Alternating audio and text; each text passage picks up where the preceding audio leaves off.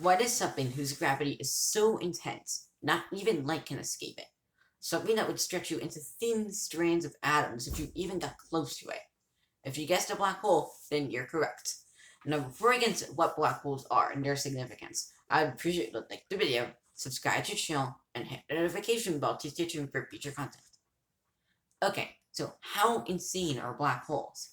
The answer is pretty insane. In fact, black holes are the most extreme physical objects in the entire universe. But how does a black hole come into existence? Well, there are two big ways that can happen, and they both correspond to how big a black hole is. Smaller black holes, known as stellar mass black holes, come into existence when a star blows up. Simply put, if a star has upwards of 20 times the mass of the sun, it will go out in a powerful supernova explosion. Most of the star's material is ejected into space, but the core collapses and becomes a black hole, usually a few times more massive than the sun.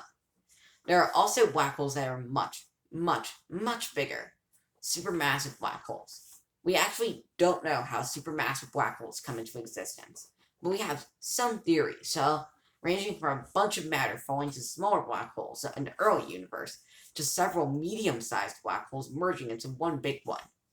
These supermassive black holes are millions to billions of times more massive than the sun, and they hold together entire galaxies.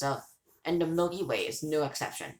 26,000 light years from Earth lies a supermassive black hole called Sagittarius A, and it's about 4 million times more massive than the sun.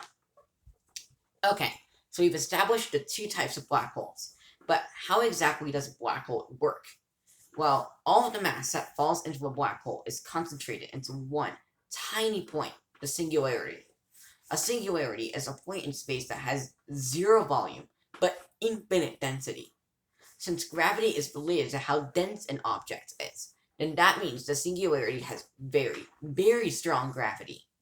Now, we often talk about how black holes are spheres having a certain diameter, like for example, 5 miles wide. This width generally refers to the event horizon. That is, the boundary between where light can escape and where it can't. The event horizon varies depending on the mass of the black hole. A stellar mass black hole is the size of a small city, while Sagittarius A is about the diameter of Mercury's orbit. Theoretically, if you condense any object into a small enough area, it will become a black hole. However, you would need to take the entire Earth and crush it to the size of a peanut in order for it to become a black hole. If you're talking about household objects like your phone, we're talking about the subatomic level, and even then, it wouldn't survive for very long. Why? Well, it has to do with Hawking radiation, aka a black hole's nemesis. Basically, over time, a black hole will radiate away small amounts of mass, equivalent to individual particles at a time.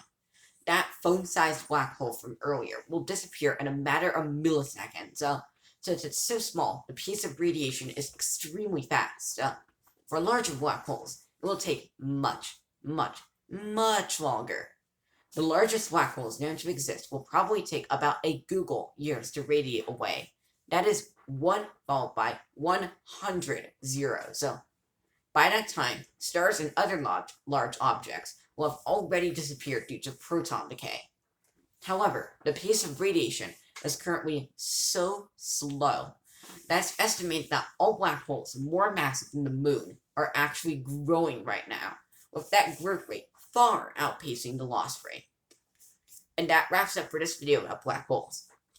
As always, I'd appreciate you like the video, subscribe to the channel, and hit the notification bell to stay tuned for future content. Thanks and have a great rest of your day.